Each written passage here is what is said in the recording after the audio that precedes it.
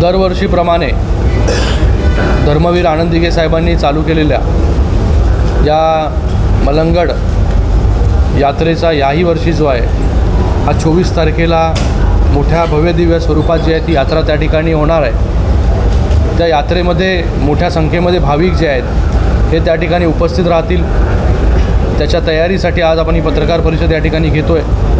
माननीय मुख्यमंत्री महोदय एकनाथजी शिंदे साहेबांनी जी यात्रा जे आंदोलन धर्मवीर आनंद दिघे साहेबांनी चालू केलं, हिंदूंची वहिवाट हीच मलंगमुक्तीची पहाट, हे ब्रीदवाक्य घेऊन हे आंदोलनाला सुरुवात केली आणि तेच आंदोलन पुढे घेऊन जाण्याचं काम जे आहे ते शिंदेसाहेब त्या ठिकाणी करत आहेत। आणि याही वर्षी मोठ्या भव्यदिव्य स्वरूपामध्ये जे आहे ते हे